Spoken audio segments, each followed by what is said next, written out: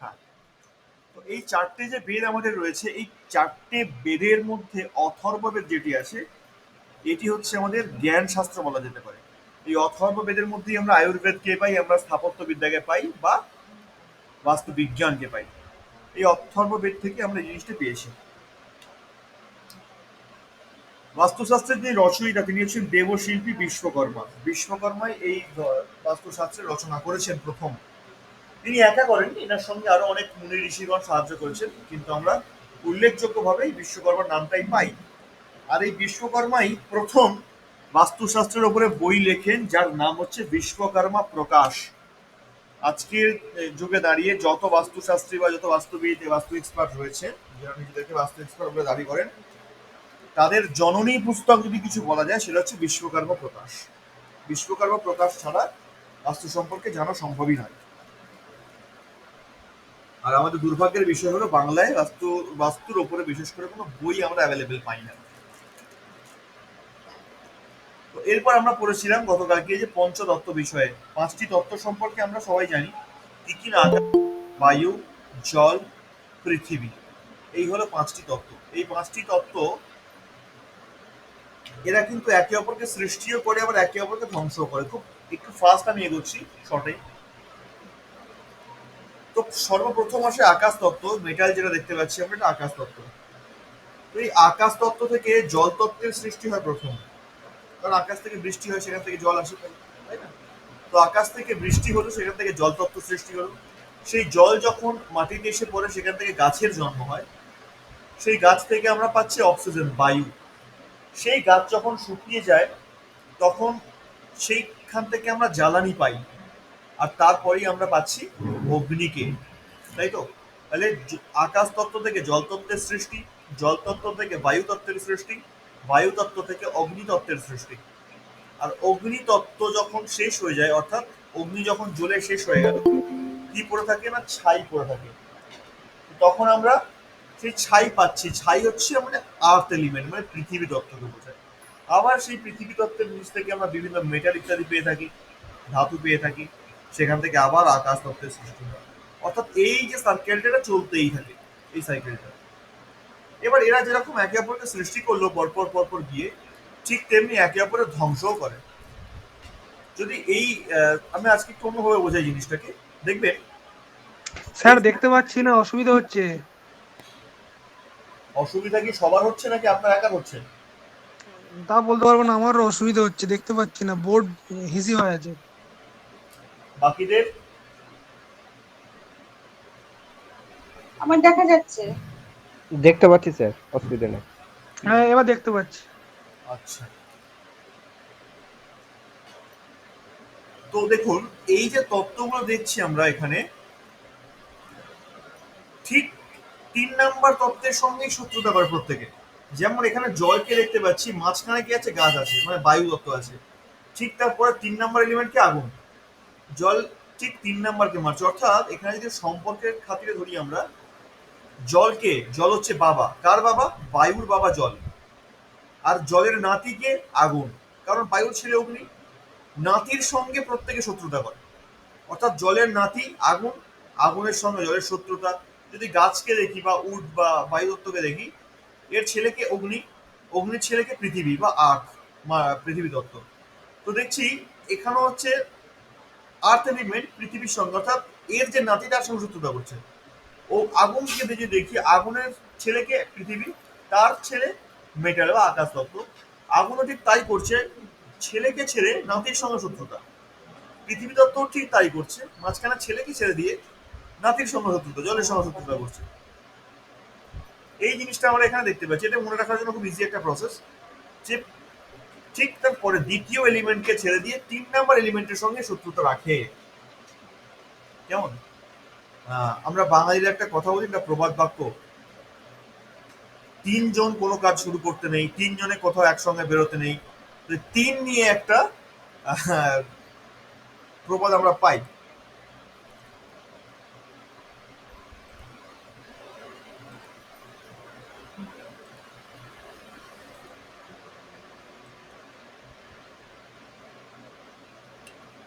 তো যাই হোক, এটা আমরা মোটামুটি বুঝি। আমি ডিটেলস ব্যাখ্যায় যাচ্ছি না, কারণ আজকে টপিকে আমাকে ঢুকতে হবে। যারা যারা গতকালকের ক্লাসটা করেনি, আজকে জয়েন হয়েছেন, তাদের জন্য বলছি যে রেকর্ডিং গ্রুপে দেওয়া আছে গতকালকের ক্লাসে। তারা রেকর্ডিংটা দেখে নেবেন, আগে গতকালের ক্লাসের সবটা বুঝতে পেরে যাবেন। আমি আজকে খুব শর্ট টার্মে বুঝিয়ে আজকের টপিকে ফিরবো। তো এই সাইকেলটা মোটামুটি আমরা বুঝতে পেরে গেছি। এরপর আমরা পড়েছিলাম 3 গুণ নিয়ে, সত্য, রজ এবং তম।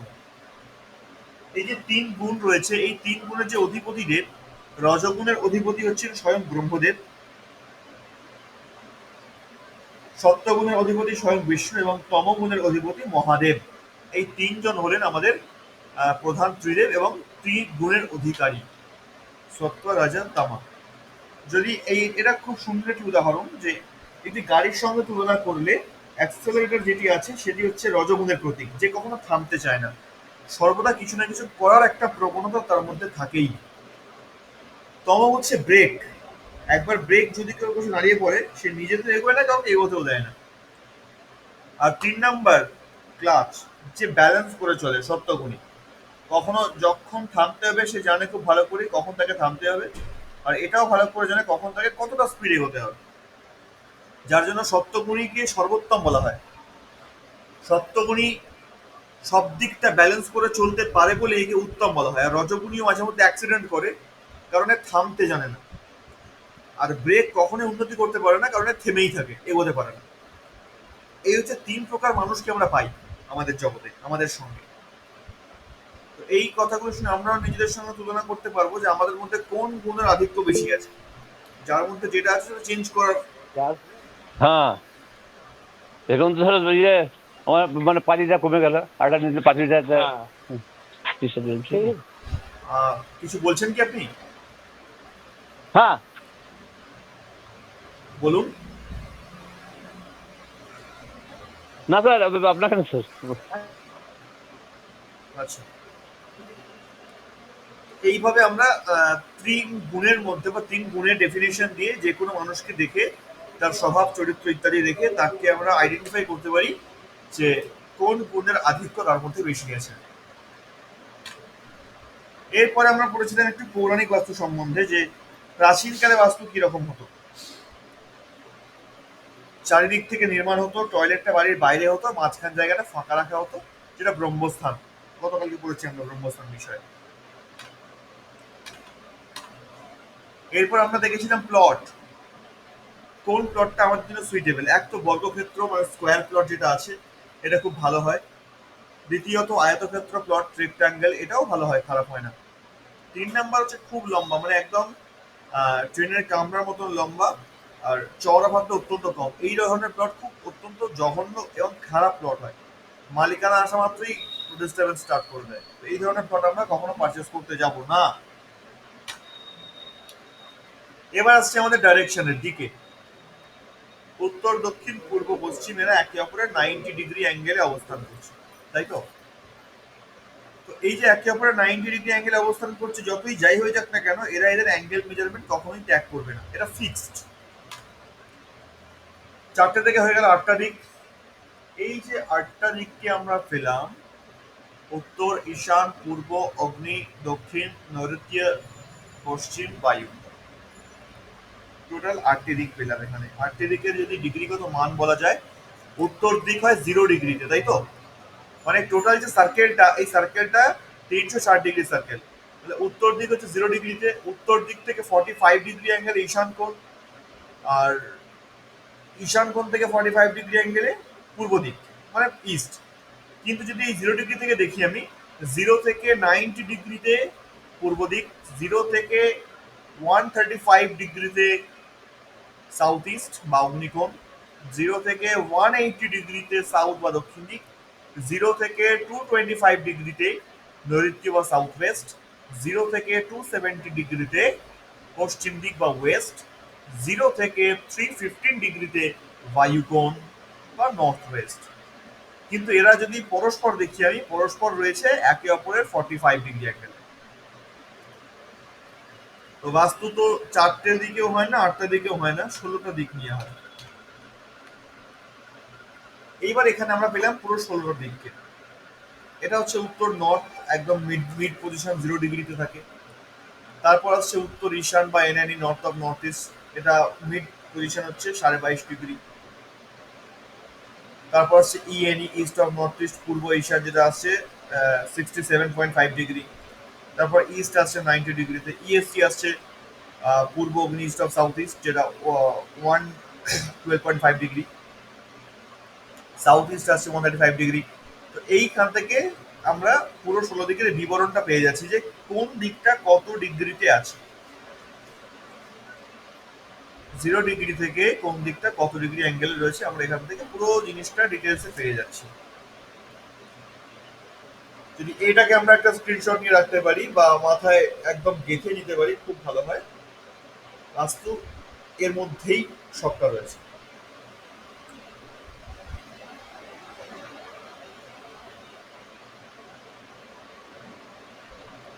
এটাকে বলা হয় বাস্তু চক্র। যখনই কোনো বাস্তু বিচারের কোনো ব্যাপার আমাদের হয় বা যখন বাস্তু বিচার করতে হয়, তখন এই চক্রটা ছাড়া বাস্তু বিচার অসম্পূর্ণ। কারণ এই চক্রটার মধ্যেই সমস্ত কিছু আছে, বাস্তু চক্রের মধ্যে। এটাও তাই, এটাও বাস্তু চক্র। এইখান থেকে আমরা প্রত্যেকটা দিকের এক্সাক্ট ক্যালকুলেশন সবটাই বের করতে পারবো খুব ইজিলি। তো বাস্তু পুরুষের যে অবস্থান আমাদের বাড়ির মধ্যে থাকে, সেটা একদম এরকম ভাবে থাকে। যার মাথা ঈশান কোণে, পা থাকে নৈಋত্য কোণে, এটা একদম ফিক্সড, একদমই ফিক্সড এইভাবে। দেখুন, উত্তর দিকে কি পড়ছে? উত্তর দিকে বাস্তু পুরুষের কাঁধ, বাম কাঁধ। ডান কাঁধ পড়ছে পূর্ব দিকে। অগ্নিকোণটা পড়ছে ডান কনুই এবং ডান হাঁটু। বায়ুকোণটা পড়ছে বাঁ হাঁটু, বাঁ কনুই। পায়ের আঙুল, দুই পায়ের আঙুল পড়ছে নৈಋত্য কোণে। গোড়ালিটাও তাই পড়ছে। তার ওপরের অংশটা পড়ছে একটা দক্ষিণ নৈঋত, একটা পশ্চিম নৈঋত। বাকি পায়ের যে অংশটা, সেটা পশ্চিম এবং দক্ষিণ নিয়ে রয়েছে। এই জিনিসটাকে যদি আমরা ফলো করি না, দেখবেন হঠাৎ করেই আমাদের মাঝে মধ্যে হয়, আরে আমার পায়ে একটু ব্যথা করছে বা হাতে একটু ব্যথা করছে বা ঘাড়ে কোথাও একটা চট করেই কোনো কোথাও কিছু একটা অদ্ভুত ব্যথা আরম্ভ হয়ে গেল।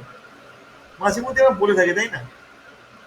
এটা ফলো করবেন, যখনই দেখবেন যে অঙ্গে অদ্ভুতভাবে কোনো কারণ ছাড়া ব্যথা উৎপন্ন হলো বাড়ির মধ্যে, ঠিক সেই জায়গাটা মানে বাস্তুপুরুষের ওই অঙ্গে, পার্টিকুলার ওই অঙ্গে এমন কোনো জিনিস রাখা আছে যেটা ওখানে রাখা উচিত না, মানে প্রচন্ড ভারী হয়ে গেছে জায়গাটা, যেটা ওখানে রাখা উচিত না। তার জন্য আপনার শারীরিকভাবে ওই প্রবলেমটা আসছে। এগুলো একদম প্র্যাকটিক্যালি ফিল করা যায়। মাঝখান যে স্থানটা দেখতে পাচ্ছি, এটাকে ব্রহ্মস্থান বলে। নাভি স্থান যে আছে, এটা নাভি স্থান, এটাকে ব্রহ্মস্থান বলা হয়। এই হলো আকাশ গঙ্গা, অর্থাৎ মন্দাকিনী বলে থাকি, যেটা মহাকাশ অবস্থান। এই জায়গায় রয়েছে আমাদের নবগ্রহ, আর এই হচ্ছে নবগ্রহের সোলার সিস্টেম। এরকম কোটি কোটি আকাশ গঙ্গা, কোটি কোটি সূর্য, কোটি কোটি পৃথিবী, কোটি কোটি নবগ্রহ আমাদের মহাকাশে খেলা করছে। তাদের মধ্যে আমরা একটা পার্ট মাত্র। তো এই হচ্ছে আমাদের পুরো ছক। এই ছকটা ভালো করে আপনারা বুঝে নিন, বাস্তু একদম ইজি হয়ে যাবে। উত্তর দিকটা পুরোটাই জলতত্ত্বের দিক। পূর্ব দিকটা ইএনই থেকে স্টার্ট হয় ইএসি পর্যন্ত, অগ্নিকোণের ঠিক আগে পর্যন্ত পুরোটা বায়ুতত্ত্বের দিক। অগ্নিকোণ থেকে দক্ষিণ দিক পর্যন্ত এটা পুরোটা অগ্নিতত্ত্বের দিক। আর এসএসডব্লিউ থেকে শুরু করে কেবলমাত্র সাউথ ওয়েস্ট পর্যন্ত এটা নৈಋত্য কোণ বা পৃথিবী তত্ত্বের দিক বলা হয়। তারপর বাকি যতটুকু অংশ পড়ে থাকছে সবটাই আকাশ তত্ত্ব। গ্রহ বিষয়ে আলোচনা করতে গেলে উত্তর দিকে বুধের অবস্থান, ঈশান কোণে বৃহস্পতি এবং কেতুর অবস্থান, পূর্ব দিকে রবির অবস্থান, অগ্নিকোণে শুক্রের অবস্থান, দক্ষিণ দিকে মঙ্গল, নৈಋত্য কোণে রাহু, পশ্চিমে শনি, বায়ুকোণে সোম বা চন্দ্র। এই হচ্ছে টোটাল গ্রহদের অবস্থান। আর মাঝখানে অবস্থান করেন স্বয়ং ব্রহ্মদেব নিজে, যেটাকে আমরা ব্রহ্মস্থান বলি, সেন্টার পয়েন্ট। কারণ ব্রহ্মদেব সৃষ্টির রচয়িতা, তার দ্বারাই সম্পূর্ণ সৃষ্টি চলছে। আর এই গ্রহগুলো কি ম্যানেজার, এদেরকে একটা দিক দিয়ে দেওয়া হয়েছে যে তোমরা এই দিকগুলো সামলাও। মেন পাওয়ার কার হাতে আছে? মেন পাওয়ার ব্রহ্মদেবের হাতে আছে। তো ব্রহ্মদেব সেই ক্ষমতা, মানে মেন সুইচ যাকে বলি, যেরকম আমাদের বাড়িতে মিটার বক্স থাকে, মিটার বক্সটা কি হেলথ ডিপার্টমেন্ট, তারপর যত ঘর আছে, বেডরুম আছে, প্রত্যেক জায়গায় একটা করে বোর্ড থাকে। যদি মিটার না থাকে তাহলে বোর্ডের কোনো গুরুত্ব নেই, কারণ কানেকশন পাওয়া যাবে না। আর যদি বোর্ড না থাকে, সেখানে মিটারের যে প্রচন্ড গুরুত্ব এটা বলা যাবে না, কারণ মিটার থেকে আমরা সবাই সব ঘরকে একসঙ্গে অপারেট করতে পারবো না, আমাকে ইন্ডিভিজুয়াল বোর্ড তৈরি করতে হবে। এটা হচ্ছে সেই ব্যাপার এখানে।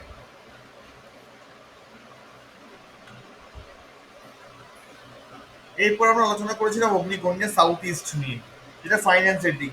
গতকালকের ক্লাস আমাদের টোটালটাই ফাইন্যান্সের উপরে হয়েছে। অগ্নিকোণ 135 ডিগ্রিতে হয়, অগ্নিতত্ত্বের দিক এটি।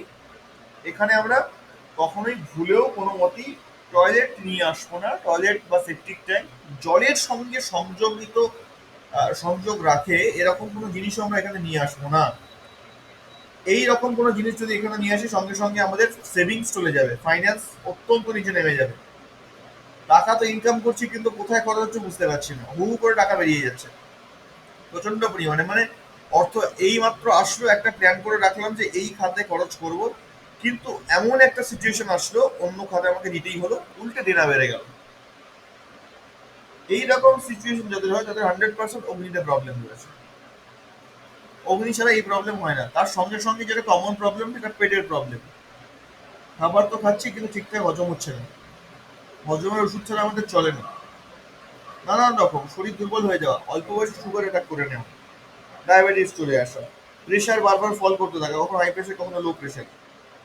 এই সমস্ত রকম প্রবলেম কোথা থেকে আসে? অগ্নিকোণ থেকে আসে। অগ্নিকোণ কোন গুণের প্রতীক? অগ্নিকোণ রজগুণের প্রতীক।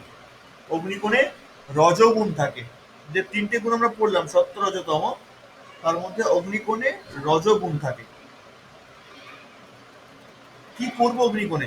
অগ্নিকোণ যদি ভালো থাকে কারো, তাকে দেখে বোঝার উপায় কি? অগ্নিকোণ ভালো আছে তাকে দেখে বোঝার উপায়, তার মধ্যে কনফিডেন্স প্রচন্ড হাই, আর্থিক দিক থেকে সে জীবনে কোনোদিনও পিছিয়ে পড়বে না, কোনো অবস্থাতেই সে আর্থিক দিক থেকে পিছতে পারে না যদি অগ্নিকোণ স্ট্রং থাকে। কনফিডেন্স লেভেল হাই থাকবে, এনার্জি, সবসময় এনার্জেটিক, সকালে ঘুম থেকে উঠবে এনার্জেটিক অবস্থায়, তারপর তাড়াতাড়ি রেডি হয়ে অফিস বেরিয়ে যাবে, যে এখানে কাজ করে সেখানে বেরিয়ে যাবে।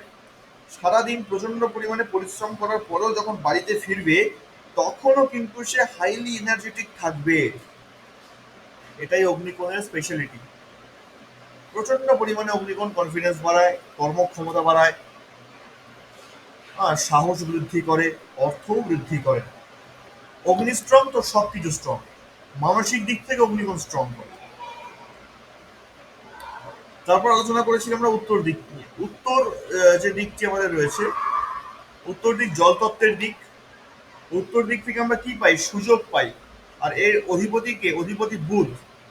একটা খুব কমন ব্যাপার দেখবেন, যার জন্ম বর্তমানে হচ্ছে, আজকে হয়তো কোনো একটা শিশুর জন্ম হয়েছে, যে শিশুর জন্ম আজকে হয়েছে তার বাড়িতে দেখা গেল তার অগ্নিকোণ খারাপ আছে, অগ্নিকোণের টয়লেট আছে। ওই বাড়িতে থেকে যদি তার জন্ম হয়, 100% জানবেন যে জন্মালো তার জন্মছকে শুক্রের অবস্থান অত্যন্ত খারাপ হবে, বা শুক্রের অবস্থা খারাপ। যার বাড়িতে উত্তরে প্রবলেম আছে, সেই বাড়িতে যখন কোনো শিশু জন্মাবে, 100% তার জন্মছকে বুধের অবস্থান খারাপ হবে, হবেই হবে। অতএব যে দিকটা যে গ্রহ ইন্ডিকেট করে, সেই দিকের অবস্থান যেমন থাকবে, আমার পরবর্তী যে জেনারেশন তৈরি হবে, তার চরিত্র বা তার গ্রহ নক্ষত্রের অবস্থানও ঠিক তেমন হবে। এটাই ফ্যাক্ট।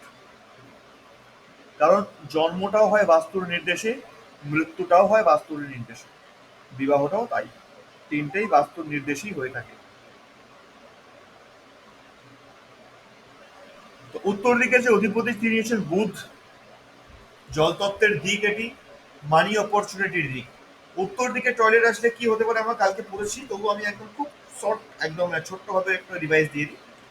উত্তর দিকে যখন টয়লেট আসে, তখন বিজনেসে প্রবলেম, কাস্টমারের প্রবলেম হবে, সেল না হওয়া, চাকরির ক্ষেত্রে প্রমোশন আটকে যাওয়া, বারবার বাড়ির পাইপ লিকেজ হওয়া, কাজের সুযোগ না আসা, নানান ধরনের মাল্টিপল প্রবলেম। তার সঙ্গে সঙ্গে বাড়ির যারা মেয়ে আছে, বোন, দিদি, পিসিয়েরা, যারা পরবর্তীকালে চলে যাবে অন্যের বাড়িতে, এদের একটা বিরাট প্রবলেম থাকা সারা জীবনের জন্য থেকে যাবে। সারা জীবন অর্থাৎ যতদিন উত্তরে টয়লেট থাকবে ততদিন থেকে যাবে, এদের প্রবলেম থাকবেই থাকবে।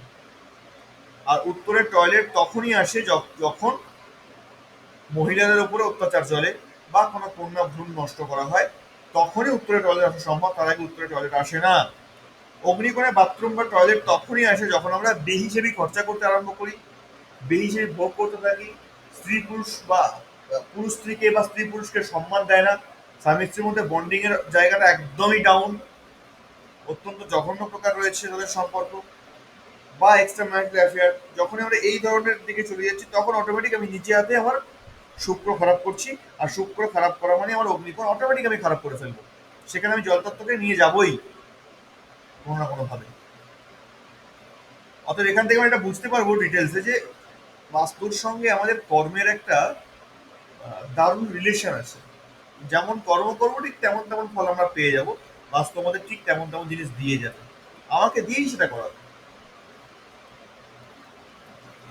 তারপরে আমরা পড়েছিলাম ওয়েস্ট, পশ্চিম দিক নিয়ে, যেটা আকাশ তত্ত্বের দিক, পশ্চিম দিক।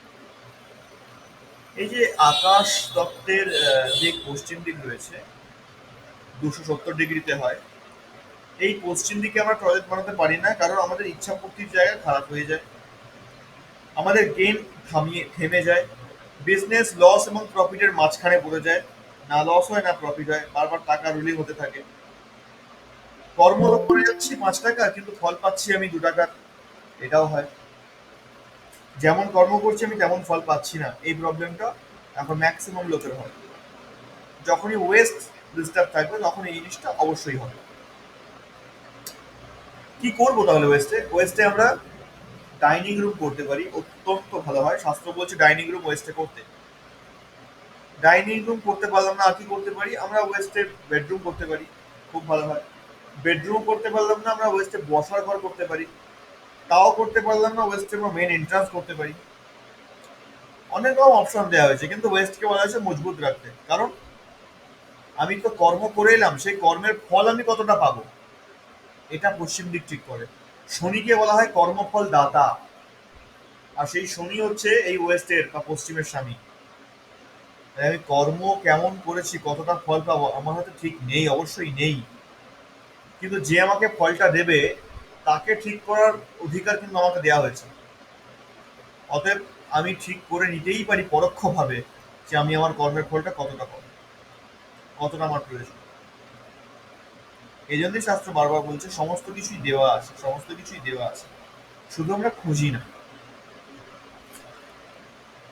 এই ওয়েস্ট পর্যন্ত আমরা ডিটেলসে গতকালকের ক্লাসে আলোচনা করেছি। আশা করছি আজকে মোটামুটি বুঝতে পেরেছেন, সামান্য রিভাইজ যেহেতু দিলাম। আজকে আমাদের মেইন টপিক ছিল সাউথ ওয়েস্ট, আর গতকালকে ক্লাসে শেষে বলেও দিয়েছিলাম যে আজকে যে সাউথ ওয়েস্ট টপিক নিয়ে আমরা পড়াশোনা করব, ম্যাক্সিমাম লোক আজকে ক্লাস জয়েন করতে পারবেন না, বা জয়েন করতে পারলেও বহু কষ্ট করে, নানা রকম তাদের প্রবলেমে পড়তে হবে, নেটওয়ার্ক ইস্যু হতে পারে, বা দেখতে পাচ্ছে না, বা কোনো গেস্টের প্রবলেম, এনিথিং, যে কোনো প্রবলেম তারা আজকে ফেস করবে, যার জন্য ক্লাসটা হ্যাম্পার হবে। তো আজকের সংখ্যা কালকে গতকালের সংখ্যা আমরা বুঝতেই পারছি কি অবস্থা। সাউথ ওয়েস্ট অধিপতিকে সাউথ ওয়েস্টের রাহু।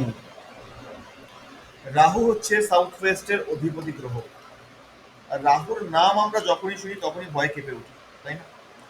আর গতকালকের ক্লাস থেকে আমি বারবার একটা কথা বলে যাচ্ছি, টয়লেট টয়লেট টয়লেট টয়লেট। কেন টয়লেটকেই কেন বলছি বারবার?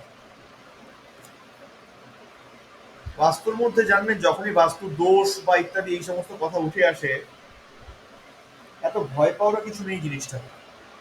বাস্তু দোষ আসলে কি জিনিস, কেনই বা হয় সেটা? কিছুই না। বাস্তু দোষ প্রধানত 4টে বিষয়ে হয়ে থাকে। কি কি?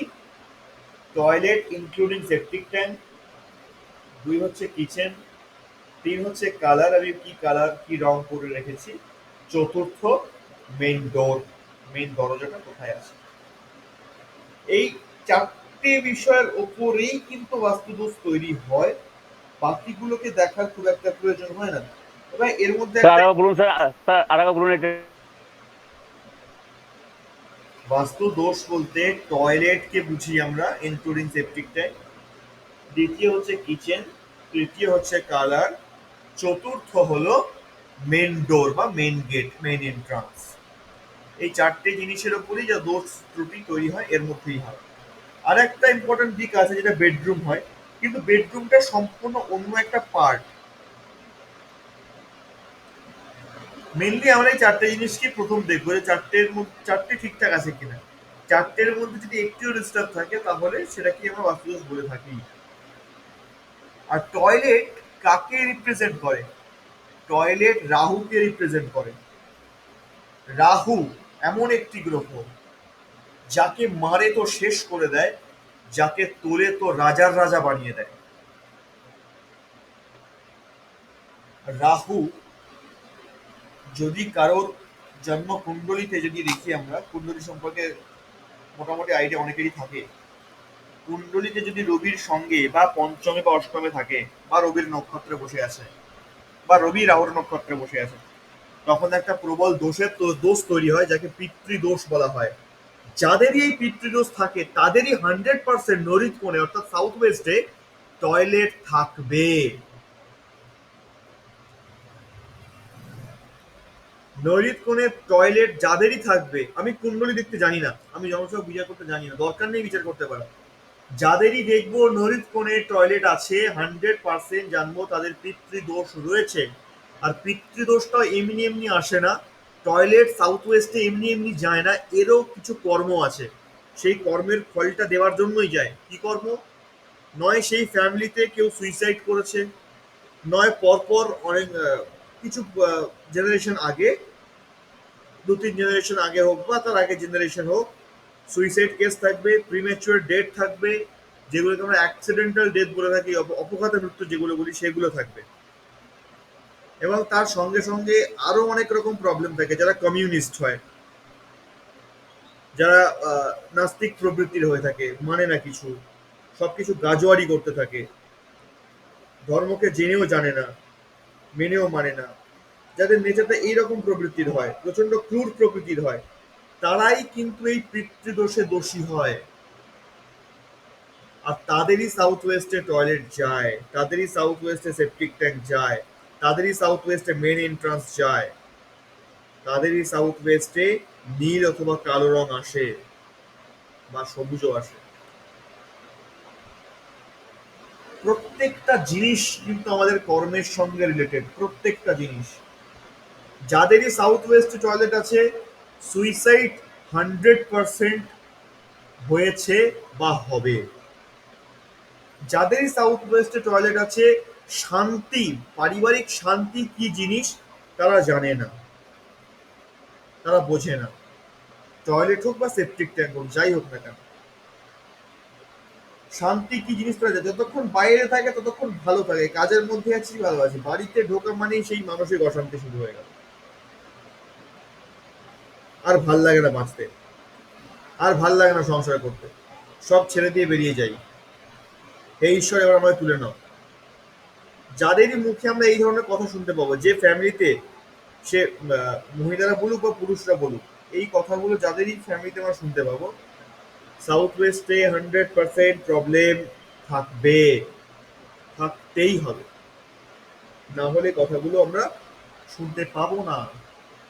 সাউথ ওয়েস্ট নৈর্তিকোণ একমাত্র দায়ী, কারণ এই সাউথ ওয়েস্টকে সম্পূর্ণ বাস্তুর আধার বলে মনে করা হয়, যে সম্পূর্ণ বাস্তুটাকে ধারণ করে আছে। আর সাউথ ওয়েস্টে একবার দোষ তৈরি হয়ে যায় মানে সবকিছু শেষ হয়ে যাওয়া। জ্যোতিষশাস্ত্রেই বলুন বা বাস্তুশাস্ত্রেই বলুন, পিতৃদোষের থেকে বড় কোনো দোষ আর হয় না, হয় না। পিতৃদোষটি সর্বোত্তম, সর্বশ্রেষ্ঠ বা সব থেকে জঘন্যতম বলা যেতে পারে, এতটাই নেগেটিভ একটি দোষ তৈরি হয় এখানে। অতএব যাই হয়ে যাক জীবনে, কখনোই সাউথ ওয়েস্টের টয়লেট আমরা রাখবো না। আমরা বাঙালিরা বিশ্বাস করে যদি মেনে চলি যে নর্থ ইস্ট ঈশান কোণে টয়লেট থাকা খুব ক্ষতিকর, তাই না? ঈশান কোণের 4-5টা টয়লেট আপনার যা ক্ষতি করবে, নৈরৃত্যকোণের একটা টয়লেট তার দ্বিগুণ বেশি ক্ষতি করবে, এতটাই প্রভাবশালী নৈরৃত্যিক। যেহেতু এর অধিপতি রাহু, তাই টয়লেট আমি যেখানে বসাবো সেখানে রাহুর অবস্থানকে আমি তৈরি করলাম, আর জন্ম ছকে রাহুর অবস্থান ঠিক সেখানেই থাকবে। একদম একে অপরের সঙ্গে খুব লিঙ্কেড হয়ে রয়েছে এরা, ভিতর থেকে লিঙ্কেড এর। টয়লেট আমি যেখানে রাখবো আমার জন্মছকে রাহুর অবস্থান ঠিক সেখানেই হবে, সেই তত্ত্বেই হবে। অতএব আমরা ছক দেখেও বলতে পারি তার বাথরুম কোথায় আছে, আর বাথরুম দেখেও বলতে পারি রাহুর অবস্থান জন্মছকে কোথায় আছে। বেডরুমের অবস্থান দেখে আমরা বলতে পারি বৃহস্পতির ছকে কোথায় বসে আছে। বেডের পজিশন দেখে আমরা এটা বলতে পারি যে শুক্রের ছকে কোথায় বসে আছে। তো এইরকম নবগ্রহের বিভিন্ন দিক বিভিন্ন জিনিস রয়েছে যেগুলো দেখা মাত্রই আমরা বলতে পারবো, আমাদের ছক দেখার প্রয়োজন হবে না যে এর কোন কোন গ্রহ কোথায় কোথায় কিভাবে বসে আছে। একটা বিরাট সায়েন্স এটা, জানেন তো, বিরাট সায়েন্স, যেটা আমাদের কাছ থেকে হারিয়ে গেছে, হারিয়ে দেওয়া হয়েছে, লুকিয়ে নেওয়া হয়েছে, যেটা আমাদের প্রত্যেককে জানতে হবে এবং আগামী প্রজন্মকে জানাতে হবে, যাতে রবি ঠাকুরের সেই উক্তি ভারত আবার জগত সবাই শ্রেষ্ঠ আসন লবে সেটা যেন আমরা পূরণ করতে পারি। কারণ ভারত একসময় বিখ্যাত ছিল, কি জন্য বিখ্যাত ছিল? জ্ঞানের জন্যই ছিল না, ভারতকে তো বিশ্বগুরু বলা হতো। আজকে তখন ভারতের বিদেশ থেকে পড়তে আসতো, আজকে ভারত বিদেশে গিয়ে পড়তে যাচ্ছে।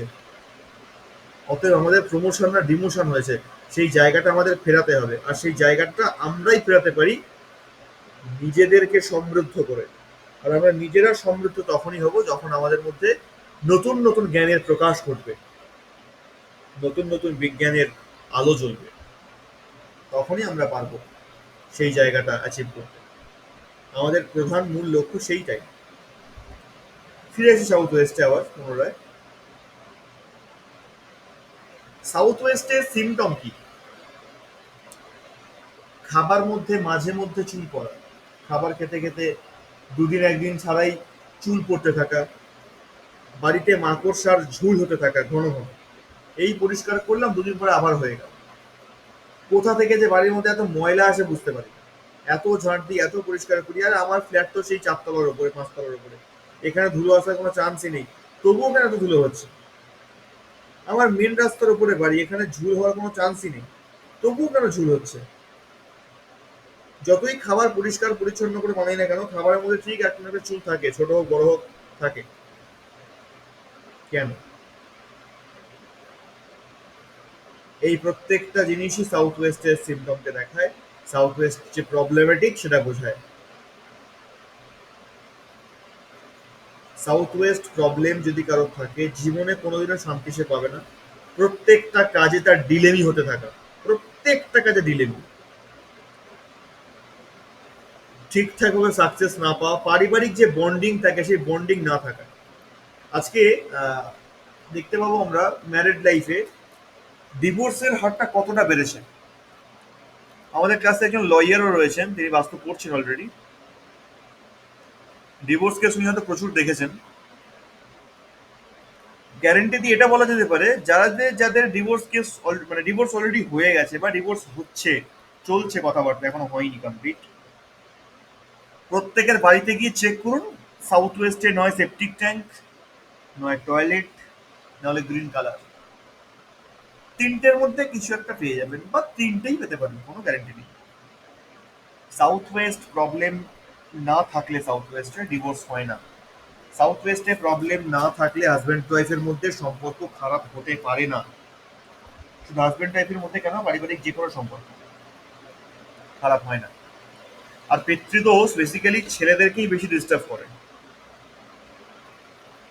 পিতৃদোষ যাদের বাড়িতে প্রচন্ড পরিমাণে প্রবল থাকে, সেই বাড়ির পুরুষরা, ছেলেরা 60 বছর বয়স ক্রস করে না, তার আগেই তাদেরকে বিদায় নিতে হয়।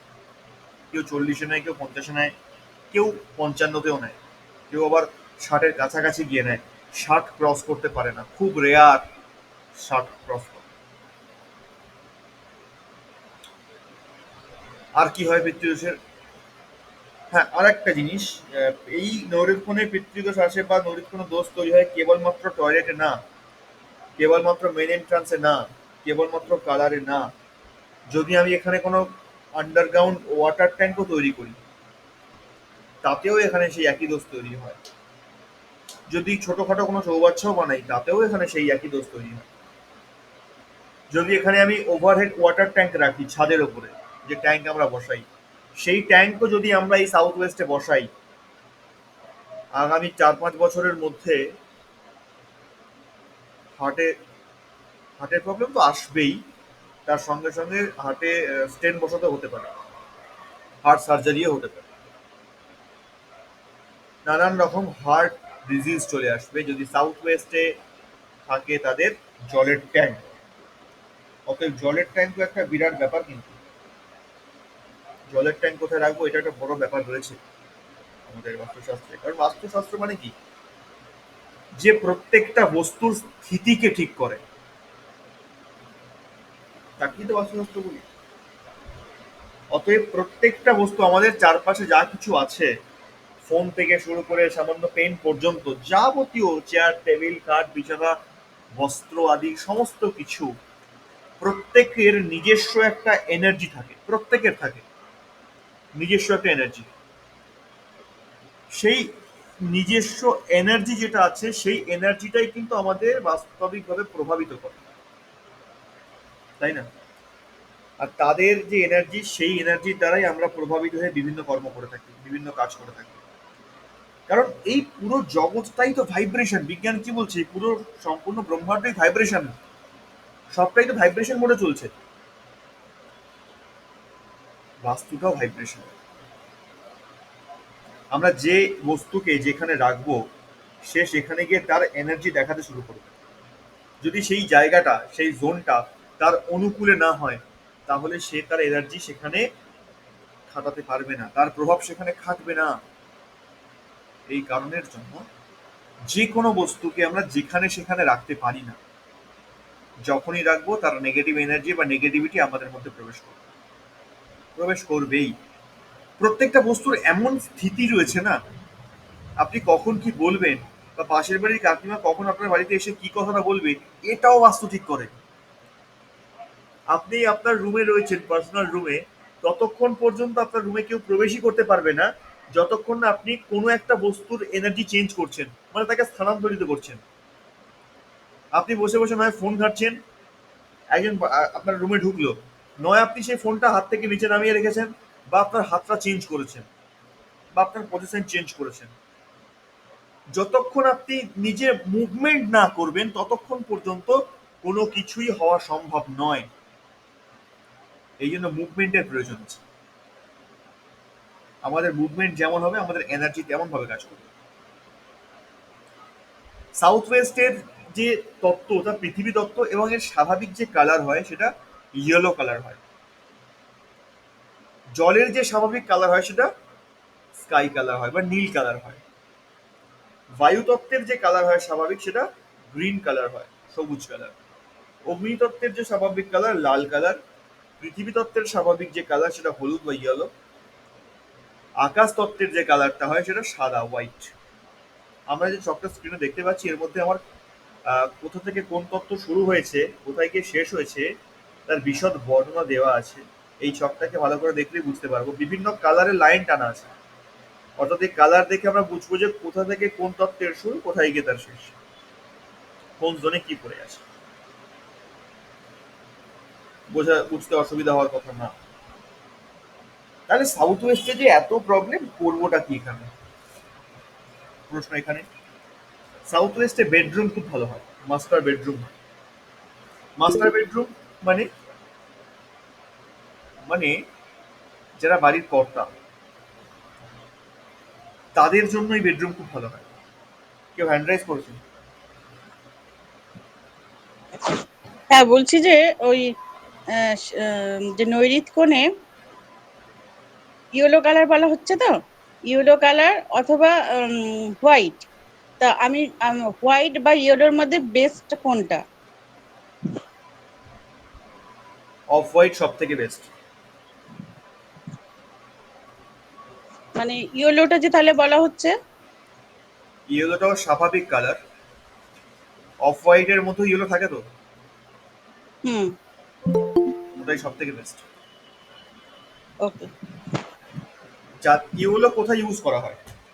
সাউথ ওয়েস্টে আমরা ইয়েলো ইউজ করি। কখন ইউজ করি?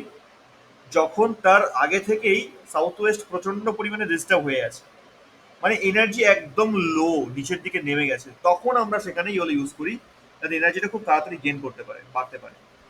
আর যাদের মোটামুটি ঠিকঠাক আছে তাদের জন্য অফ হোয়াইট, বেশি এনার্জির প্রয়োজন নেই।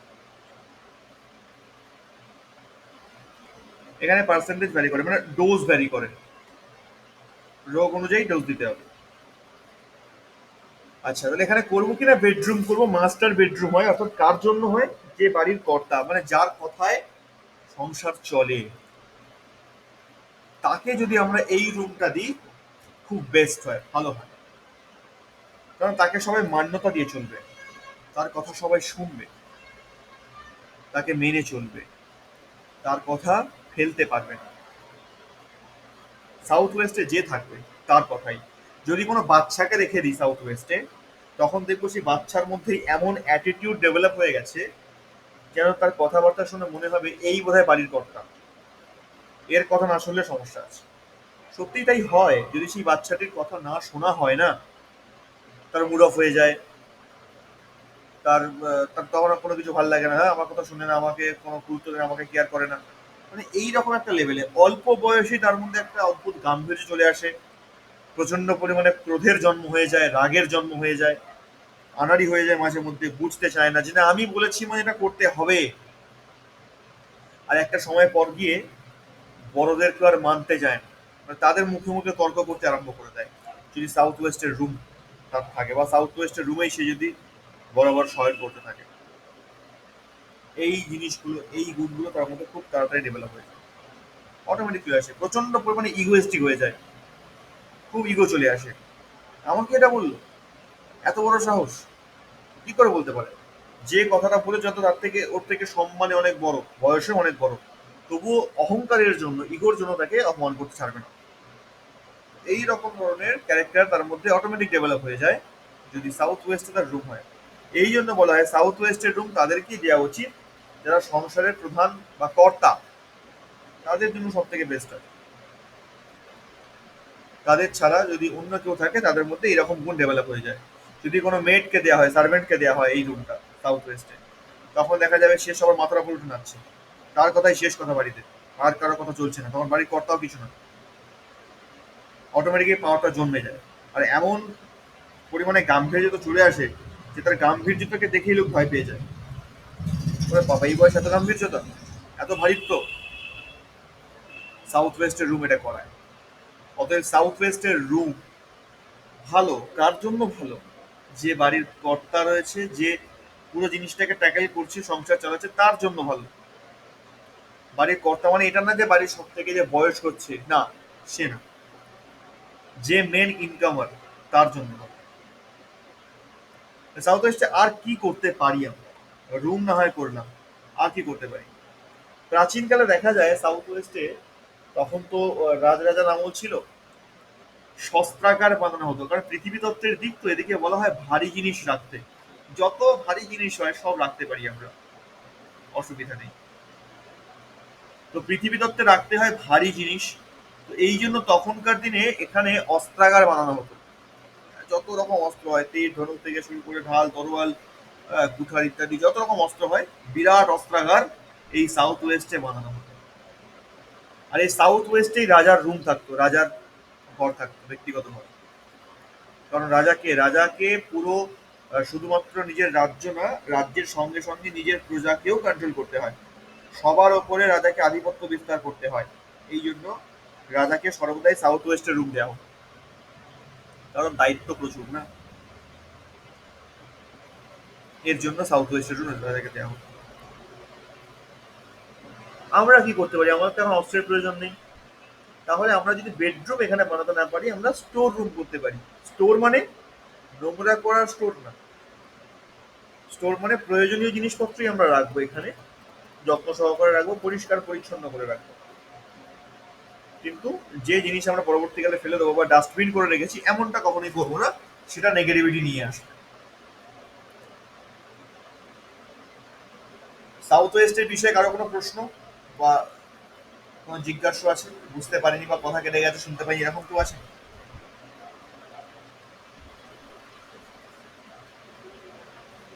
বা যে সিমটম গুলো বলা হলো সাউথ ওয়েস্ট নিয়ে, তার সঙ্গে কারো কোনো সিমটম কি ম্যাচ করছে, আছেন কেউ ক্লাসে?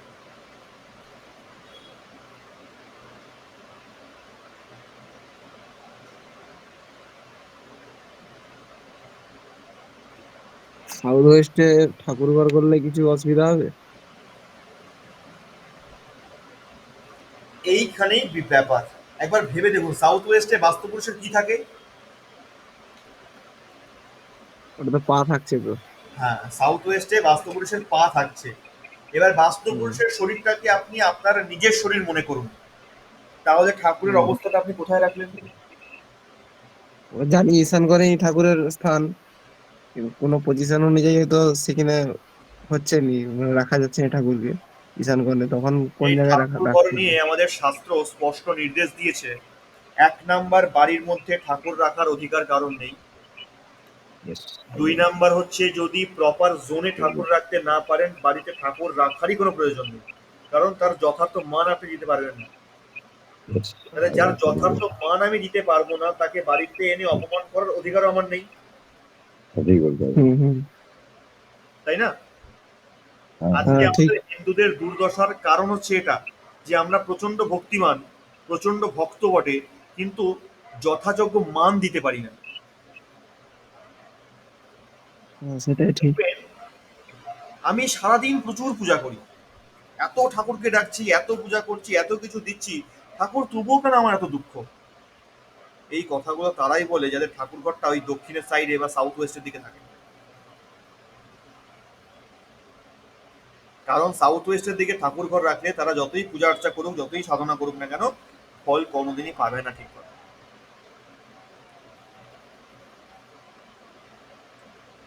কারণ ঈশ্বর কোন তত্ত্বের? ঈশ্বর জল তত্ত্বের বা আকাশ তত্ত্বের হয়ে থাকে। তাকে আমরা পৃথিবী তত্ত্বের নামিয়ে আনতে পারি না, পায়ের দিকে নামিয়ে আনতে পারি না। তার স্থান সর্বদা মস্তিষ্কেই হয়। মস্তিষ্ক থেকে আমরা কাঁধে নামাতে পারি বড় জোর। কারণ বজরংবলী হনুমানজি স্বয়ং কাঁধে করেই রামচন্দ্র এবং লক্ষ্মণকে ঘুরিয়েছিলেন। অতএব এখান থেকে আমরা এটা করতে পারি যে মাথায় রাখতে পারছি না, সেখান থেকে কাঁধে নামাতে পারি, তার নিচে নামানোটা ঠিক না। ওইটা দক্ষিণ কাঁধ না বাম কাঁধ? হ্যাঁ, ওই কাঁধটা কোন দিকে হবে, দক্ষিণ দিকের কাঁধ না বাম দিকের কাঁধ? যে কোনো দিকের কাঁধ, দুটো কাঁধেই হতে পারে। ও আচ্ছা। সাউথ ওয়েস্ট নিয়ে বলুন, ঠাকুর ঘর নিয়ে আমরা আলোচনা করবো আগামীকালকে। সাউথ ওয়েস্ট নিয়ে বলুন কার সঙ্গে কোন সিমটম ম্যাচ করেছে। সেরকম ভাবে কারোর সিমটম খুব একটা বেশি ম্যাচ তো করবে না, যেহেতু আপনারা প্রত্যেকে ক্লাসে আছেন, তবু কিছু কিছু ম্যাচ করার কথা। হ্যান্ড রাইজ করেছেন কেউ, বলুন। আমার তো সাউথ ওয়েস্টে টয়লেট আছে, তা ওটা সরানোর জায়গায় নেই, সেক্ষেত্রে কি হবে? কোনো উপায় নেই, এখানে আমরা অপারক। কিন্তু সাউথ ওয়েস্টে ভগবান যখন কোনো কাউকে বর দেন, আর একটা না একটা সলিউশন করেই রাখেন। যেহেতু বাস্তুদেবতাকে বলেছিলেন যে এটাতে রাখলে এটা হবে, তার পরিবর্তে তিনি কি কোনো সলিউশন দেননি? বিষয় হচ্ছে, ক্যান্সার হয়েছে লাস্ট স্টেজ, কি ওর তো কিছু নেই, ওষুধটা খেয়ে যান, যতদিন ভালো থাকা যায়, এটাই হতে পারে। কারণ সাউথ ওয়েস্টের বাথরুমের বা সেপটিক ট্যাঙ্কের কোনো রেমেডি হয় না, এর একটাই রেমেডি হয়, ওখান থেকে ওকে সরাতেই হয়।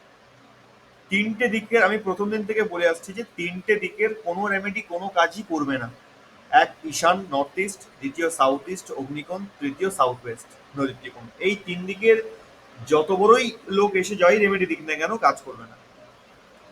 কারণ এই তিনটে দিক প্রধান, আর এই তিনটে দিকের মধ্যেই সত্য রজতম রয়েছে। সত্যগুণ কোথায়? সত্যগুণ ঈশানে রয়েছে, রজগুণ রয়েছে অগ্নিতে, আর তমগুণ রয়েছে নৈঋতে। অতএব এখানে কোনো টেম্পোরারি রেমেডি বহু কিছু আছে, সেগুলো আপনি ইউজ করতে পারেন, ওই টেম্পোরারি কিছু দিনের জন্য মাত্র।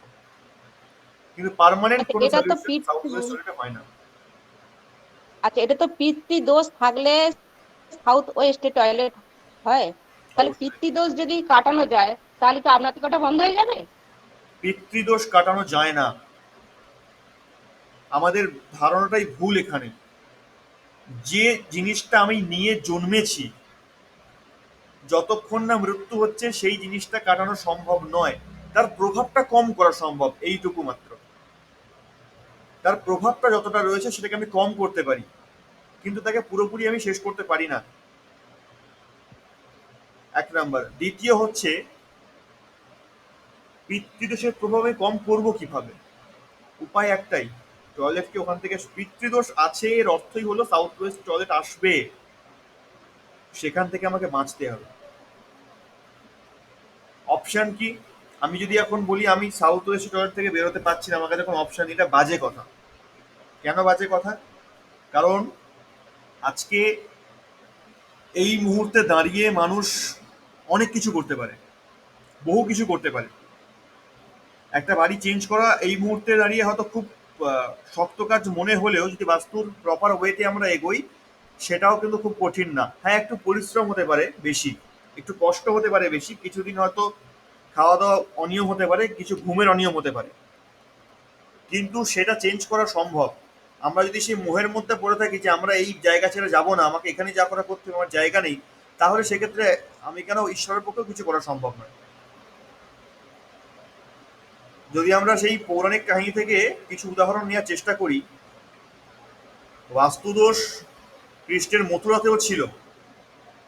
তাহলে কৃষ্ণ যদি সেরকম চাইতো, তাহলে মথুরাকেই ঠিকঠাক করে নিয়ে থাকতে পারতো, দ্বারকায় কেন গেল? দ্বারকায় গিয়ে নতুন করে নির্মাণ করার উদ্দেশ্য কি ছিল? আর দ্বারকায় যখন নতুন করে নির্মাণ করলো, সেখানে আর কোনো আক্রমণই হলো না। আক্রমণ হলো তো একবারই সবাইকে হারিয়ে, তো দ্বিতীয়বার কোনো আক্রমণ নেই। সৌখ্যে শান্তিতে সমস্ত প্রজাকে নিয়ে বাস করছে। কেন? কারণ সবকিছু রেমেডিতে হয় না। আমাদের বিজ্ঞানের এনার্জিটাকে বুঝতে হবে না। যখন কোনো আম পচে গেছে, তার পচা সাইডটা বাদ দিতে হয়, আর বাদ দিলে আমরা অর্ধেক জিনিসটাই পাই, পুরোটা পাই না। পুরোটা পেতে গেলে আমাদের নতুন একটা আমের জন্য অপেক্ষা করতে হবে, বা নতুন একটা আমকে গ্রহণ করতে হবে। এটাও ঠিক তেমনি, উপায় নেই বলে কিছু নেই, প্রত্যেকটা জিনিসের উপায় আছে। কোনোটা একটু কঠিন, কোনোটা একটু সহজ।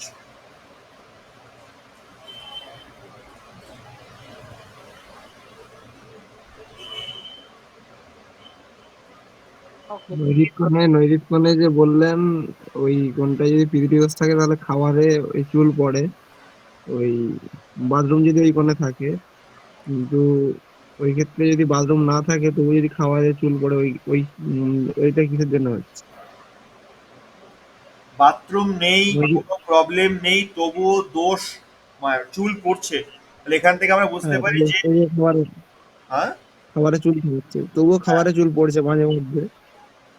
এখান থেকে আমরা এটা বুঝতে পারি যে জন্ম ছকে পিতৃদোষ আছে, কিন্তু বাস্তুর মধ্যে না থাকার কারণে পিতৃদোষের যে ভয়ঙ্কর প্রভাব, সেটা 90% নেই আপনার ক্ষেত্রে।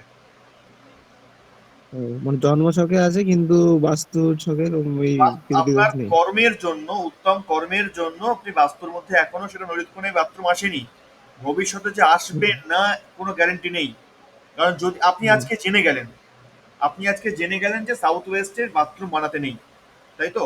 তাহলে হুম, হুম, পরবর্তীকালে আপনি বানাবেন না, হুম, আপনি বেঁচে গেলেন। আপনাকে বাঁচালো কে? আপনার জ্ঞান আপনাকে বাঁচিয়ে দিল। যদি আপনি না জানতেন, যদি আজকে ক্লাসটা না করতেন, আপনি জানতে পারতেন না কোনোদিনও যে সাউথ ওয়েস্টে বাথরুম করতে আছে কি করতে নেই। তাহলে পরবর্তীতে যখন আপনার হুম, সুযোগ আসতো নতুন করে বাড়ি তৈরি করার, 100% আপনি বাথরুম বানাতেন সাউথ ওয়েস্টেই। যে জনসংখ্যা আপনার আছে, আপনি বানাবেনই বানাবেন, সাউথ ওয়েস্টেই বানাবেন। আপনাকে বাঁচিয়ে দিল জন্ম আপনার ছকে। জ্ঞান। হ্যাঁ স্যার, বলছি জন্ম ছকে কুণ্ডলিতে মানে রবি রাহু কত স্থানে থাকলে ওই পিতৃদোষ আছে? রবি রাহু যদি এক ঘরে থাকে, সেক্ষেত্রে পিতৃদোষ হয়। যদি কেবলমাত্র রাহু পঞ্চমে বা অষ্টমে থাকে, সেক্ষেত্রে পিতৃদোষ হয়। যদি রাহু রবির নক্ষত্রে বা রবি রাহুর নক্ষত্র থাকে, সেক্ষেত্রেও একই দোষ তৈরি হয়।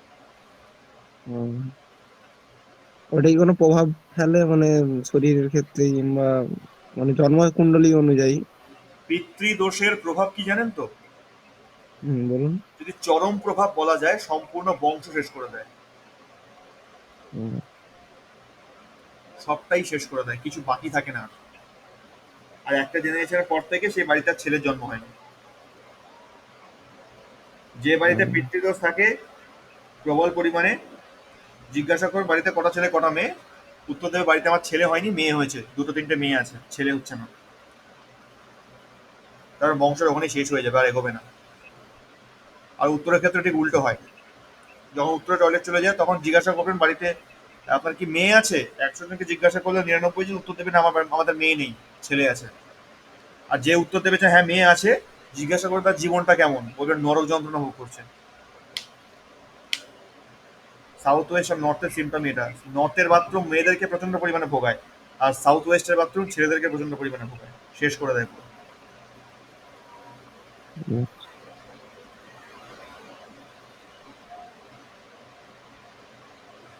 নেক্সট আর কি আছে?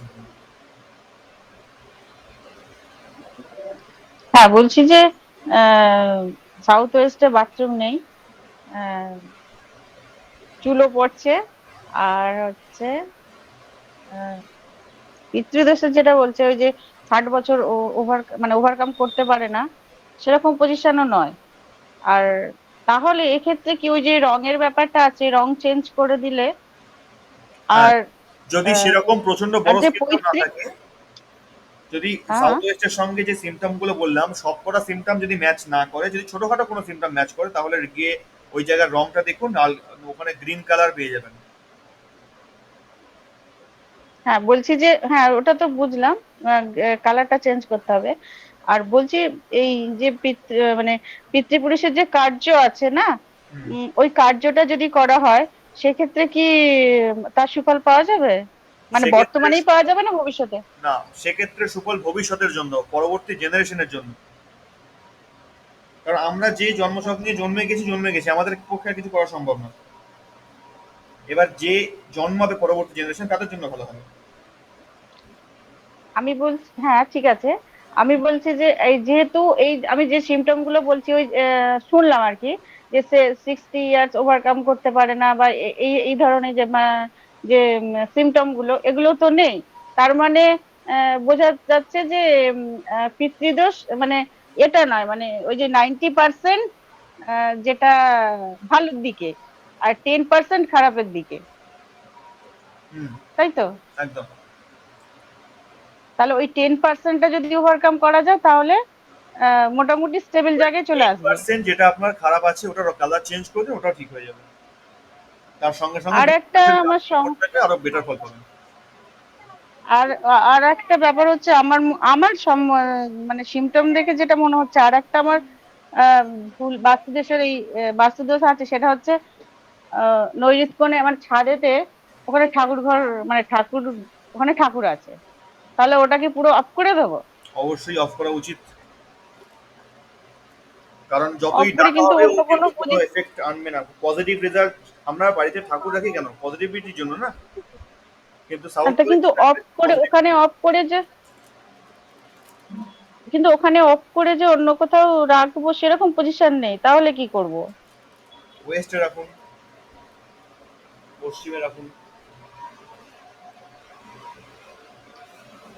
ওটা হচ্ছে পুরোপুরি নৈঋত কোনো নয়, নৈঋত কোণের পরেরটা যেটা ওই এডুকেশন জোন ওই জায়গাটাতে আছে। যদি এডুকেশন জন্য থাকে তাহলে ঠিকঠাক আছে, অসুবিধা হবে না। কারণ এডুকেশন জোন থেকে আকাশ তত্ত্ব শুরু হয়ে যাচ্ছে, আকাশ তত্ত্ব থাকতে পারে, প্রবলেম নেই। আকাশ তত্ত্বে ইয়ে ঠাকুর ঘর রাখা যায়, অবশ্যই রাখা যায়। যত বড় বড় মন্দির আছে কিন্তু না, ওটা যত বড় বড় প্রাচীন মন্দির আছে, সেই সমস্ত মন্দিরে যখন ঢুকবেন তখন দেখবেন মন্দিরের যে ওয়েস্ট, মন্দিরের যে পশ্চিম দিক, ঠাকুরের মূর্তি সেদিকে রাখা থাকে।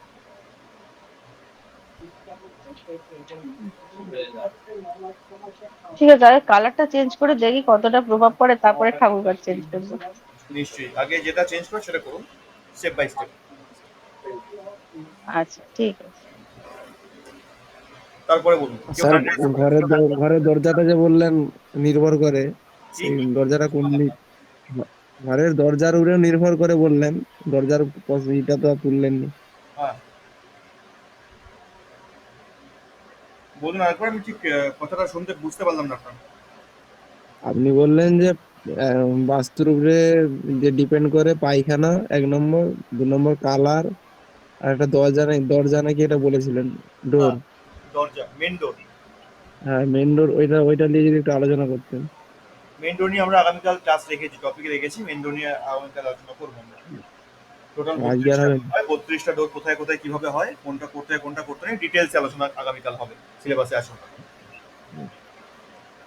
আচ্ছা। আর মেন ডোর যদি কারো নৈরিত কোনো থাকে, যত নেগেটিভিটি গুলো আসে, এই আমার বাড়িতে রাত্রেবেলা এরকম কোনো ছায়া দেখতে পাচ্ছি, কোনো আওয়াজ পাচ্ছি, গ্রামগঞ্জ থেকে বেশি হয় এগুলো। আর এই সমস্ত জন্য আমরা বিভিন্ন জায়গায় ছুটে বেড়াই, অমুক তান্ত্রিক, তমুক জায়গায়, তমুক রোজা, ইত্যাদি ইত্যাদি জায়গায় যাই। কিছুই করতে হয় না, শুধুমাত্র যে এন্ট্রান্সটা আছে নৈরিত কোণে, ওটাকে বন্ধ করলে প্রবলেম সলভ হয়ে যায়, আর কোথাও ছুটতে হয় না। সমস্যা আমাদেরকে দেওয়া হয়েছে সমাধানের সঙ্গে। কারণ যখন প্রথম সৃষ্টি রচনা করা হয়, যদি একদম আদিতে আমরা যাই, সর্বপ্রথম কি সৃষ্টি হয়? সর্বপ্রথম সমাধানেরই সৃষ্টি হয়, অর্থাৎ উত্তমের সৃষ্টি হয়, ভালোর সৃষ্টি হয়। তারপরেই কিন্তু অশুভের সৃষ্টি হয়। কারণ দেবী লক্ষ্মীর সৃষ্টি করা হয়েছিল সামনে থেকে, আর তার পিছনের ছায়া থেকে অলক্ষ্মীর সৃষ্টি হয়েছিল। অতএব অস্তিত্বে আগে কে আসে? অস্তিত্বে আগে শুভ আসে, পরে আসে অশুভ। তার মানে আমাদের সঙ্গে বর্তমানে অশুভ ঘটছে, এর মানে কি? শুভ আমাদের সঙ্গেই আছে, আমরা দেখতে পাচ্ছি না, চিনতে পাচ্ছি না। ডাইরেকশনটা চেঞ্জ হয়ে গেছে। কিরকম না, এতদিন যাবৎ যতক্ষণ আমার সঙ্গে শুভ হয়েছে, ততদিন শুভ ছিল আমার সামনে আর অশুভ ছিল আমার পিছনে। আমারই কোনো একটি ভুলে অশুভটা এসে গেছে আমার সামনে আর শুভটা চলে গেছে পিছন দিকে। তাহলে আমারই কোনো একটা ঠিক কর্মের দ্বারা আবার শুভটাকে সামনে নিয়ে আসতে হবে, অশুভটাকে পিছনে পাঠাতে হবে। এটাই জীবনের খেলা, এভাবেই চলবে। এই সায়েন্সটাকে আমাদের বুঝতে হবে। জীবনের যে মুভমেন্ট, এই মুভমেন্টটা আমাদের ধরতে হবে। প্রত্যেকের জীবনে একটা গাইডলাইনের মধ্যে চলে, একটা রুটিনের মধ্যে, একটা ধরা বাঁধা নিয়মের মধ্যে চলে। যখনই আমরা সেই নিয়মটাকে ব্রেক করব, তখনই প্রবলেম আসবে। এই নিয়মটাকে আমাদের ভালো করে বুঝতে হবে যে আমার আমার নিয়মটা কি, আমার রুলসটা কি, আমাকে চলতে কিভাবে হবে। যদি এটা আমি ঠিকভাবে বুঝে যাই, যদি এটা আমি এই জিনিসটাকে মেনটেন করে এগোতে থাকি, তাহলে কোনো প্রবলেমই নেই, সব ঠিকঠাক আছে। প্রবলেম আসলেও সেটা মানে অনায়াসে উড়ে চলে যাবে, টিকতে পারবে না। এই জিনিসটাকে আমাদের বুঝতে হবে। আমরা এখানে বাস্তু পড়তে এসেছি, বাস্তুকে জানতে এসেছি। কেন জানতে এসেছি? জেনে আমাদের লাভটা কি, কি জন্যই বা আমরা জানবো? বহু খুঁটিনাটি জিনিস আমরা বিভিন্ন জায়গায় যাই, তাই না? ছোটখাটো প্রবলেমের জন্য, শারীরিক হোক, মানসিক হোক, সম্পর্কের দিকে হোক, বিভিন্ন অ্যাস্ট্রোলজার থেকে শুরু করে তান্ত্রিক তান্ত্রিক বিভিন্ন জায়গায় যাই ছোটখাটো জিনিসের জন্য। সেখানে গিয়ে আমরা একটা হিউজ অ্যামাউন্ট ফিস বলুন বা যাই বলুন না কেন, সেটা আমরা দিই। সেখানে দেওয়ার পর কেউ কেউ হয়তো কোনো উপকার পায়, কেউ কেউ পায় না। আর পার্মানেন্ট সলিউশন কোথাও থেকেও সম্ভব না। পার্মানেন্ট ভালো হয়ে গেছি আমি, সেই সমস্যা থেকে বেরিয়ে গেছি, সম্ভব নয়, সেটা হতেই পারে না। প্রশ্ন কেন? আজকে আমি যে প্রবলেমের মধ্যে দিয়ে যাচ্ছি, যে সমস্যা আমি ভুগছি, এটা আমার জীবনে এসছে। কেন এসছে? না, এটা আমার পূর্বের পাস্টের কোনো কর্মের ফল। সেই জন্য আজকে আমি এই জায়গা দিয়ে যাচ্ছি, এই পরিস্থিতি আমার জীবনে এসছে। তাহলে আমি কি করে ভেবে নিতে পারি যে কোনো একটি রত্ন বা কোনো একটি কবচ বা কোনো একটি বস্তু ধারণ করা মাত্রই আমার সেই সমস্যাটা চিরতরে বিদায় নেবে? যে পরিস্থিতি উদ্ভব আমি আমার নিজের কর্মের দ্বারা করেছি, তার কাঠ কেবলমাত্র একটি ধাতু হতে পারে কি? সম্ভব সেটা? সম্ভব নয়। কারণ যে পরিস্থিতির সৃষ্টি আমার কোনো এক কর্মের দ্বারা হয়েছিল, তার নিবারণও কোনো এক কর্মের দ্বারাই সম্ভব, কোনো বস্তুর ধারণের দ্বারা নয়। এইখানে আমরা ভুল করি আর কোটি কোটি টাকার বিজনেস দিয়ে দিই ওই সমস্ত ব্যক্তিকে, ওই সমস্ত সংস্থাকে। সবটাই তো ব্যবসা, সবটাই তো একই ওই রকম একটা জিনিসের ভিত্তিতে চলছে। আদৌ কি সম্ভব সেটা? যদি আমার কর্ম পরিবর্তন না করি, আমার মানসিকতা পরিবর্তন না করি। ব্যক্তিগত জীবনের যে আমাদের দৈনন্দিন যে রুটিন তার পরিবর্তন না করি কোনো মতেই কোনো রেমেডি কাজ করতে পারে না সেখানে। রেমেডি মানে কি? রেমেডি মানে একটা মানসিক আস্থা যে আমি এটা নিয়েছি, এবার আমার কিছু হতে পারে, এইটুকুই মাত্র। কাজ তো আপনাকেই করতে হবে, কাজ তো সে করবে না। সে আপনার সঙ্গে থাকলে মানে আপনাকে সাহস দিচ্ছে যে হ্যাঁ ঠিক আছে, কিছু একটা আমার সঙ্গে আছে, হয়তো কিছুই নেই, মনে হবে কিছু একটা আছে। এই যে কনফিডেন্সটা বিল্ড আপ হলো, এটাই আপনাকে দিয়ে কাজ করাবে আলটিমেটলি। সেই জিনিসটা নিজে কিছু করবে নাকি?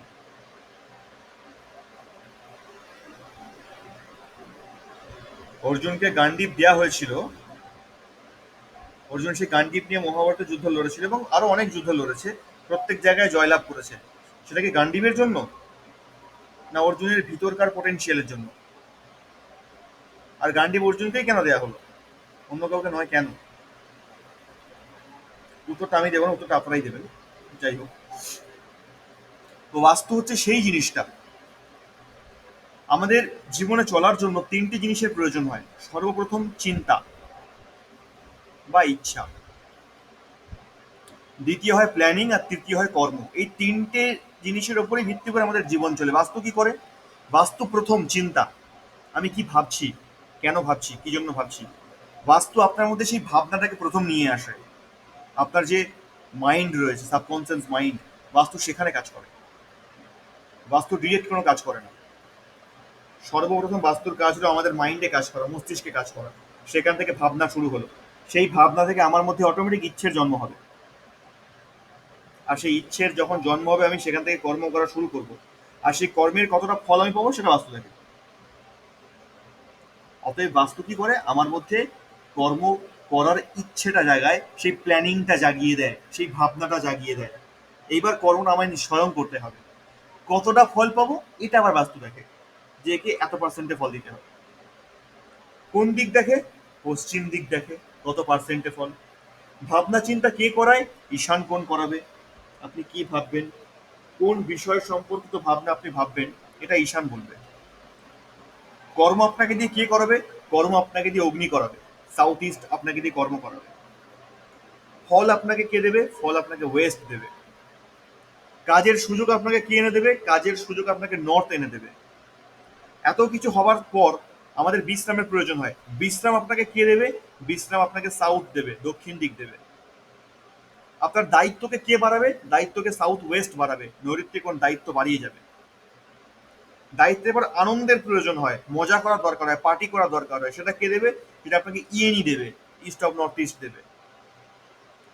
এত কিছুর পর আপনার একটা সোশ্যাল ওয়ার্ক লাগে, একটা পরিচিতি লাগে প্রচুর পরিমাণে কাজ করতে গেলে। সেই পরিচিতির জায়গাটা কে তৈরি করবে? ইস্ট তৈরি করবে, পূর্ব দিক তৈরি করবে পরিচিতির জায়গা। আর যখনই পরিচিতি বাড়ছে, আমি কাজে এগিয়ে যাচ্ছি, তখন কি লাগবে? তখন আমার পড়াশোনা করতে হবে, জ্ঞান লাগবে। সেই জ্ঞান আপনাকে কে দেবে? এডুকেশন কে দেবে? ডব্লিউএসডব্লিউ দেবে, ওয়েস্ট অফ সাউথ ওয়েস্ট দেবে। এটাকে আমরা বলছি পশ্চিম নৈঋত্য। এত কিছু হওয়ার পরে এবার যখন আমি আরো ধীরে ধীরে এগিয়ে যাচ্ছি, উপর দিকে উঠছি, তখন আমার পারিপার্শ্বিক সাপোর্ট লাগবে। আমাকে সাহায্য করার লোকজনের প্রয়োজন হবে। সেই সাপোর্টটা আমায় কে দেবে? ফ্যামিলি সাপোর্ট, ব্যাংকিং সাপোর্ট, বন্ধু বান্ধবের সাপোর্ট, ওয়ার্কিং সাপোর্ট। কে দেবে সাপোর্টটা? নর্থ ওয়েস্ট দেবে সেই সাপোর্টটা, বায়ু কোণ দেবে সেই সাপোর্টটা।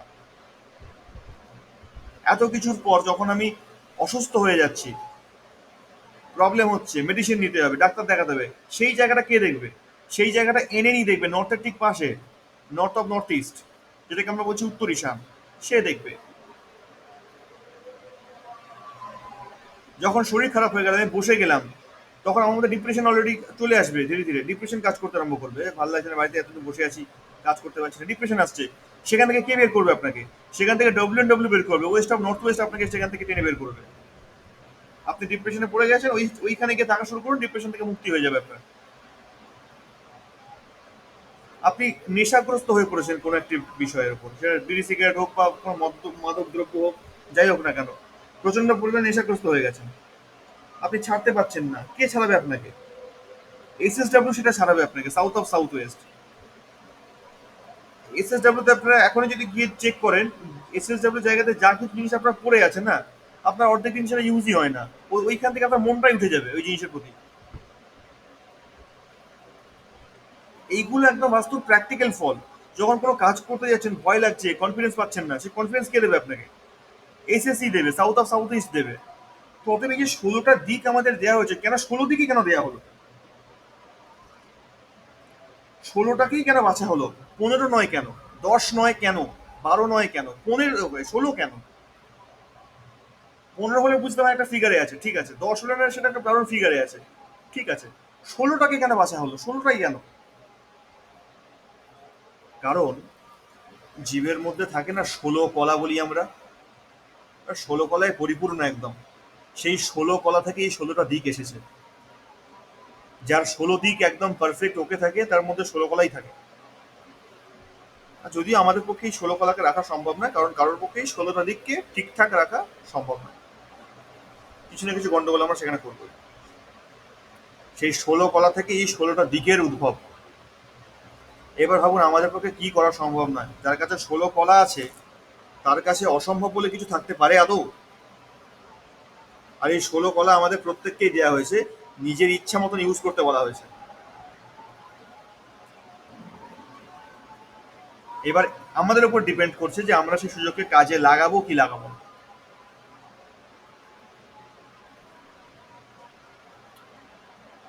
কেউ হ্যান্ড রাইজ করে আছেন, দেখতে পাচ্ছি না যদিও আমি।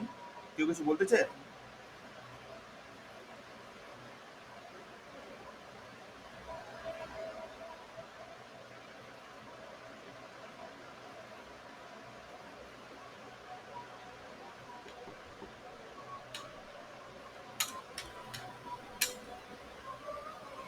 স্মরজিৎ বাবু, আপনি হ্যান্ড রাইজ করে আছেন, কিছু বলতে চান?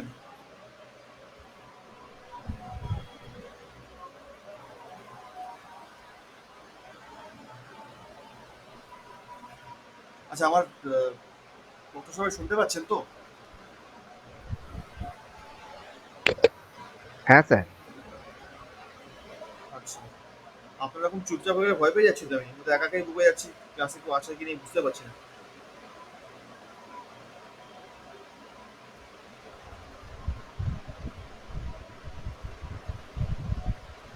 সুদীপ্ত বাবু,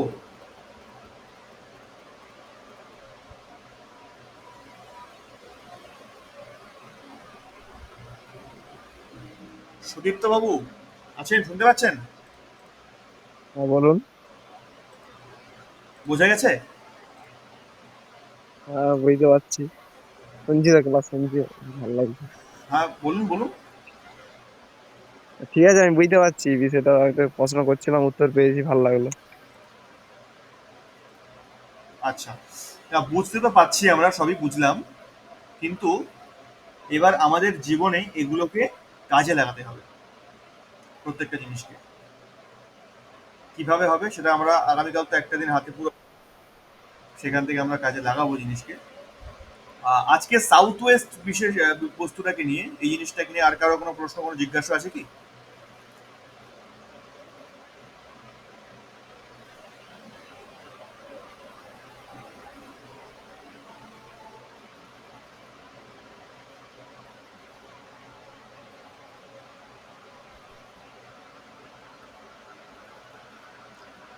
যদি আজকের বিষয়টি মোটামুটি ক্লিয়ার থেকে থাকে, তাহলে আজকে আমরা ক্লাসটাকে বেশি দীর্ঘায়িত করবো না, এখানেই শেষ করবো।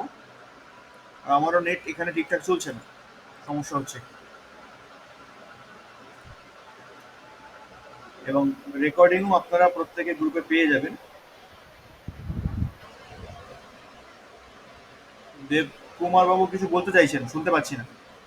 হ্যাঁ, বলছি যে টেনশন কোন দিকটা দেয়? বলুন আবার। বলছি স্যার, টেনশন কোন দিকটা দেয়? টেনশন? হ্যাঁ।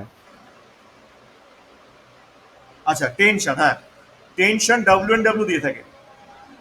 আচ্ছা। ওয়েস্ট অফ নর্থ ওয়েস্ট, যদি এখানে কারোর বেডরুম থাকে, ক্রমাগত যদি এখানে শুতে থাকে সে, তার মধ্যে অলরেডি ডিপ্রেশন আসবে, টেনশন আসবে। আর আরেকবার বলুন স্যার, ডাব্লু। ডাব্লিউ, যেটা ওয়েস্টের পরে আছে। আচ্ছা, এখানে বেডরুম থাকলে প্রবলেম হতে পারে। হ্যাঁ, হতে পারে, কেন হবেই। অনেক সময় দেখা যায় যে এখানে থাকতে থাকতে দীর্ঘ 4-5 বছর থাকার পরে সে সুইসাইড করে নেয়, এতটাই চিন্তার মধ্যে সে ঢুকে যায়, এতটাই ডিপ্রেশনে চলে যায়।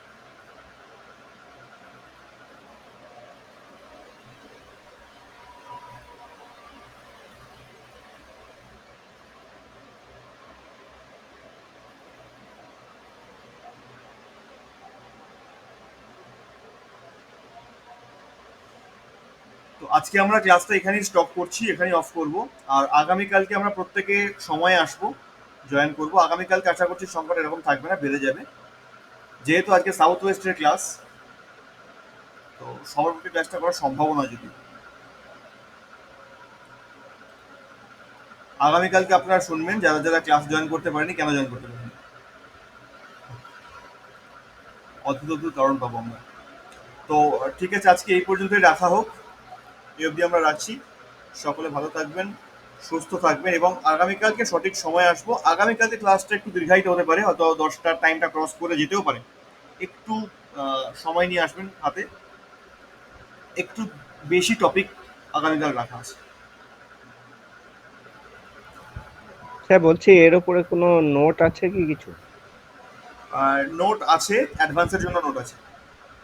আচ্ছা। তাহলে অ্যাডভান্সটা কি এর পরে চালু হবে? অ্যাডভান্স ক্লাস অলরেডি চলছে, এরপরও আগামীকালকেও অ্যাডভান্সের জন্য অ্যাডমিশন হবে। ওটা কবে চালু হবে, কবে থেকে? ওটা তো চলছে, ওটা অফলাইন অনলাইন দুটোই চলছে। প্রতি মাসেই একটা করে ব্যাচ শুরু হয়। তাহলে আমি পরেরটাতে করবো তাহলে। আপনি একটা গ্রুপে এসএমএস করে রাখবেন, আপনার সঙ্গে যে কেউ যোগাযোগ করে নেবে, আপনাকে অ্যাডমিশন করিয়ে নেবে। আমি ওটা তাহলে স্যার কত পরের মাসে দিনের? করবো স্যার। হ্যাঁ বলুন। অ্যাডভান্স স্যার কত দিনের অ্যাডভান্স? 1 বছর। আচ্ছা। কত স্যার, কতদিন স্যার? 1 বছর। ওটা স্যার ফিস কত স্যার? ওটা আমি এই মুহূর্তে বলতে পারছি না, আমি আগামীকাল ক্লাসে ওটা বলছি। ঠিক ঠিক ঠিক আছে, ধন্যবাদ।